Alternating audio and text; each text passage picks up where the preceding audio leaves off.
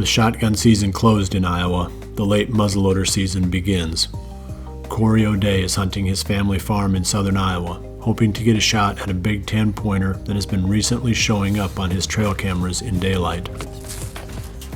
Well, it's hard to believe, but it's December 19th, which means the late season opened up today here in Iowa.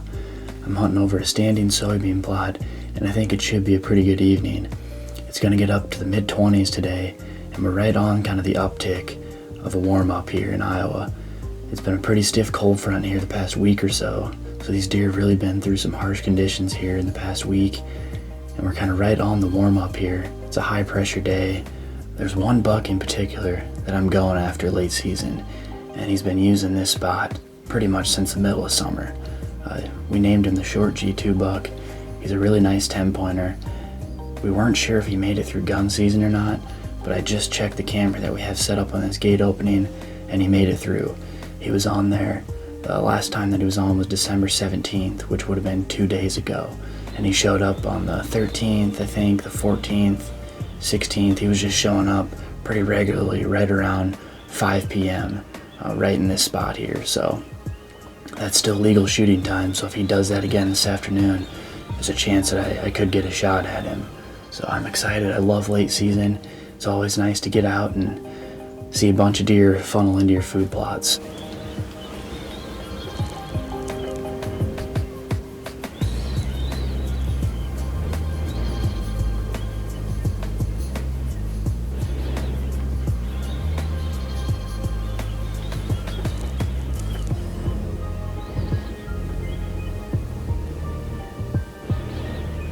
Well, it's about 3:15 right now. Right out in the middle of the field, about 200 yards down towards the end of it.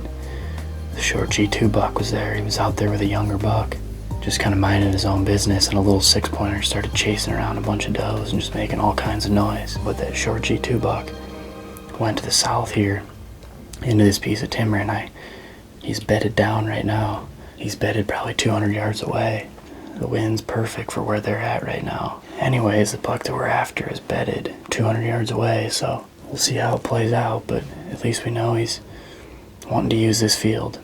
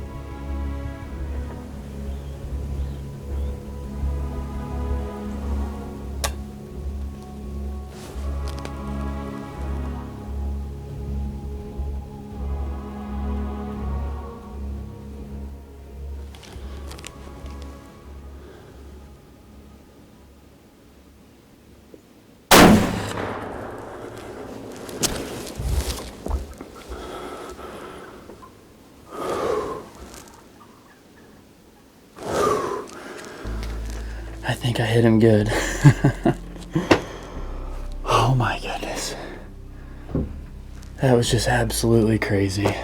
He got up out of his bed. He came right to the edge of those beans. He was at 133 yards. And then he got to where I could see his shoulder clear through my scope. So tough to tell with that smoke, it blew back into the blind. But I think when I saw him running away, he had his tail tucked and his head down. He looked like he was hit hard.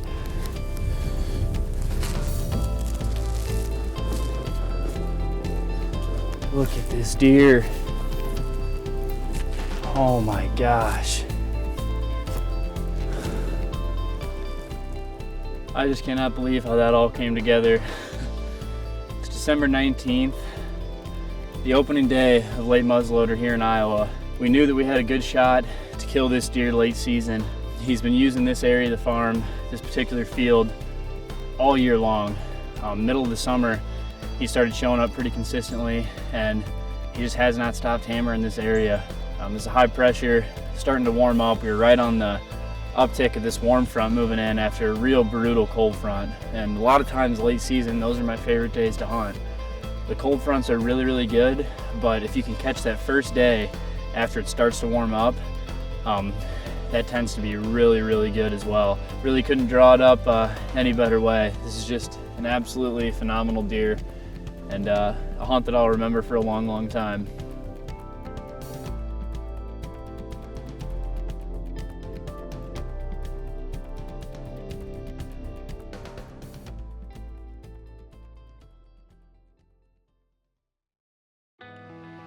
Tree stand falls can be deadly, and it's not something that we're willing to take a chance on.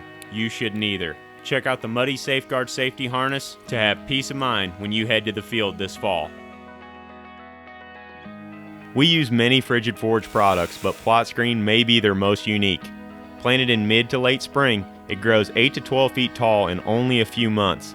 We use Plot Screen to create visual barriers near public roads and to improve our entry and exit routes in otherwise open areas, so we can get to and from our stands without the deer seeing us. I've been shooting Hoyt bows almost exclusively since 1997. That is way before I started Midwest Whitetail. The people at Hoyt drew me to the company initially, but their commitment to producing the best, most accurate bows on the market is what kept me there. Many of the employees at Hoyt are bow hunters, so they take the quality of the bows they produce very personally.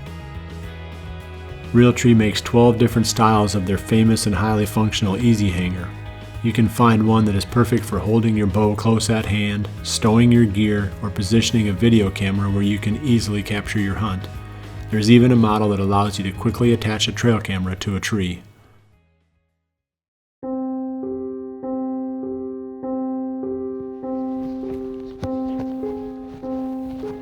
The next day, I head to the redneck blind that Jordan and I had hunted 2 days before.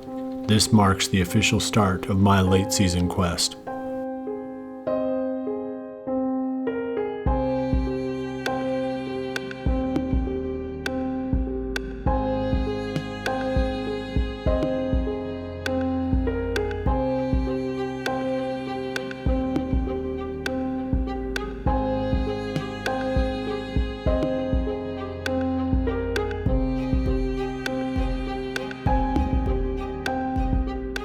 The food plot is a hub of activity as several different bucks feed and spar. Once again, Crusty III, my primary target, was notably absent.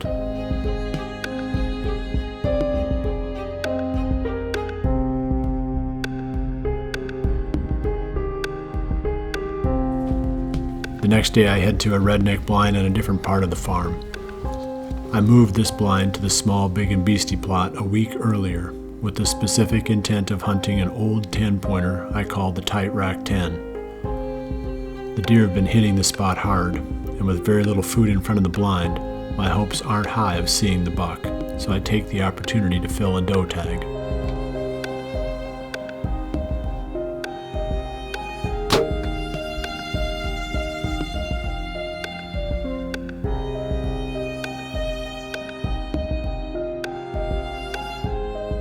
The evening ends with only does and fawns. Though it was a good harvest, the lack of food has me worried. I decide to write off this location.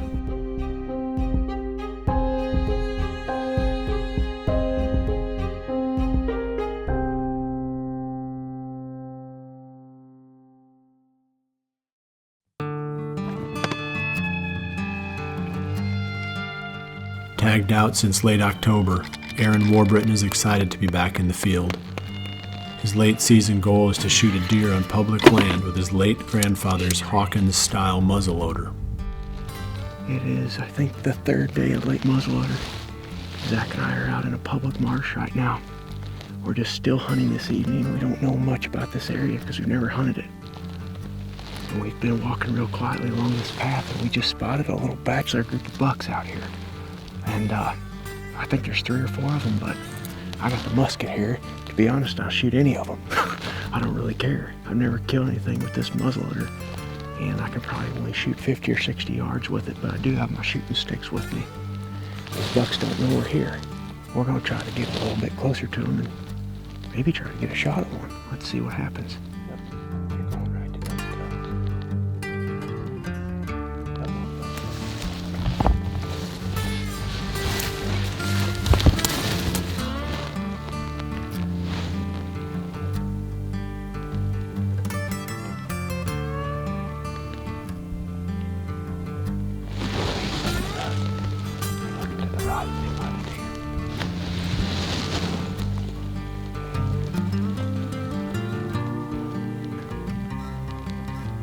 Buck. About out of legal shooting time. Had a pretty eventful evening for it being so still and warm. They're not right on top of the traditional food sources that we're always talking about hunting this time of year. They're right in the middle of that swamp and in the center of that security cover. Might make the difference, but either way, pretty good evening of hunting. Got to see a lot of deer. And next time we come in here, I think we're going to try getting down there in the swamp with them. Maybe see if we can get one within 50 or 60 yards for the musket.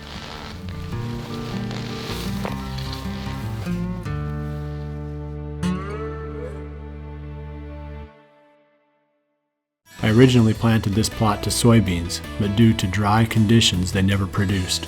In early August, I drilled Big and Beastie into the beans using the RTP Genesis seeder. Having a tool that provides this level of flexibility is a definite advantage when trying to create the best possible food plots. Positioning of the Ozonics unit is important to its effectiveness. With this in mind, Ozonics makes several different mounting systems that you can use to attach the unit to the tree or the ground blind in the perfect position to rain ozone down on your scent stream. Being able to thread an arrow through small openings can pay off in venison. For whitetail hunting, I like a sturdy arrow weighing roughly 5.5 to 6 grains per pound of your bow's maximum draw force. This produces quiet shooting and good penetration, but still permits a reasonably flat trajectory for shooting through openings. Easton's FMJ arrows fit this requirement perfectly. One of the ways that we run trail cameras on public land is to take one of our muddy ProCam 12s deep into a bedding area and leave it for the full season. We feel like this is a great way to learn more about an area without spending much time there, and we have confidence that the battery life in our cameras will last the whole season.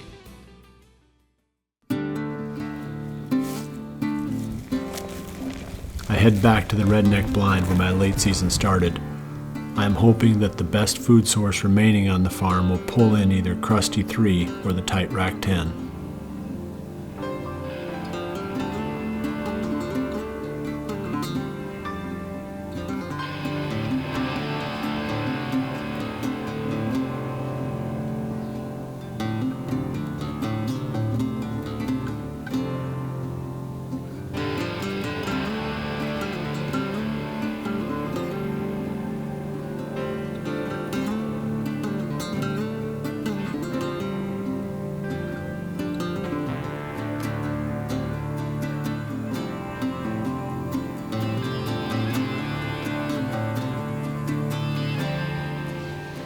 Had a pile of bucks come out already this afternoon.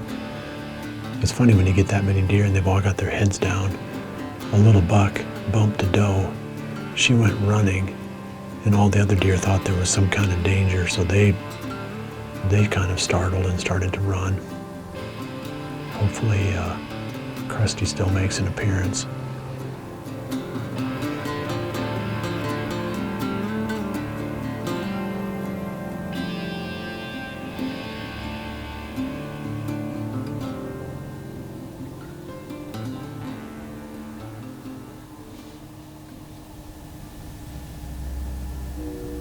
There's another buck in mind. Is that the Tight Rack 10?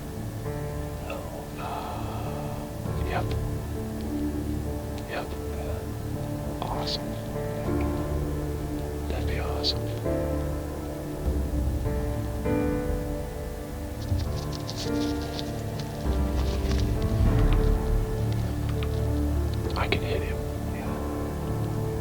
He's right at 50. I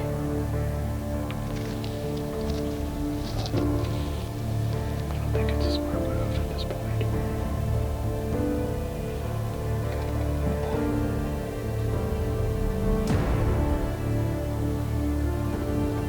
Toes.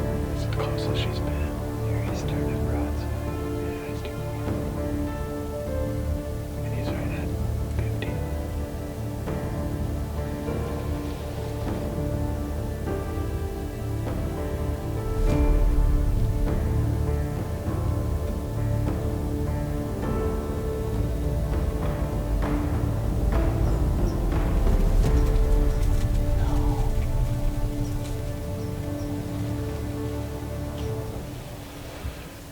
That was the buck that we had nicknamed the Tight Rack 10. It was such a close call on that buck tonight. The closest he got was 45. I told Eric that if he was 40, clean broadside 40, I would take the shot. There was a fawn that was right underneath the blind. I think there was a rabbit or something in the tree line that this blind is in, and it must have jumped or made some kind of sound, and it was just enough to startle that fawn. And that fawn took 2 or 3 steps forward real fast, and that sent the whole field running. Pretty exciting. I mean, Tight Rack 10, pretty cool deer. He wouldn't score much, but he's just a cool 5-year-old buck that it'd be fun to tag him.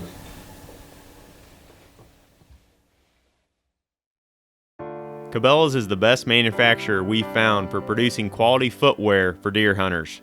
Some of the Midwest Whitetail Pro staff favor rubber boots, while others use lace-ups. Cabela's makes models in both styles that are scent-free and perfectly fit to the task. Redneck's fiberglass blinds are their best known models, but the company also makes a soft-sided blind. This model looks similar but is made from camouflage fabric or ghillie material. Soft-sided blinds are also much more affordable than fiberglass and can be elevated or used on the ground.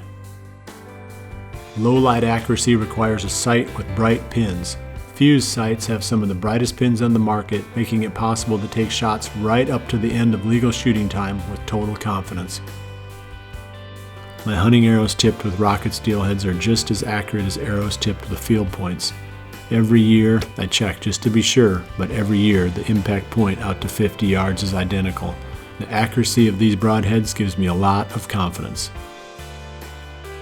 Though Trophy Rock also makes bag mineral, the rocks are the most portable. You can easily carry them into the most remote parts of the farm. You want all your deer to be as healthy as possible, not just the ones close to the road.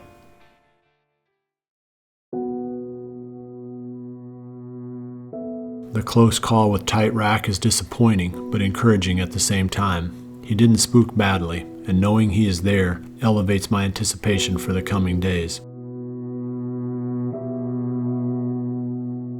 As the late season rolls on, Mike Reed continues to hunt hard, enjoying outstanding late season action around his best food sources.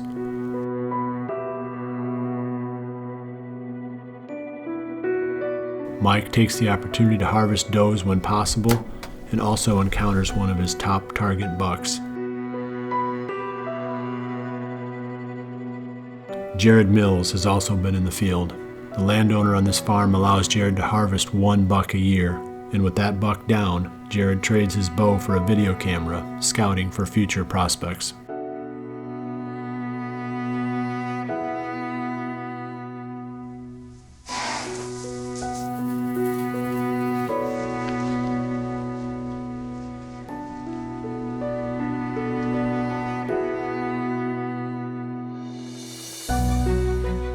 I like the recent turn of events. Late season is starting to get interesting on my farm with the appearance of the Tight Rack 10. For the first time in weeks, I have found a situation that I would give up rut days to hunt. With a target buck on a daylight pattern, the coming days may actually turn out to be better than those that I spent when I was chasing November.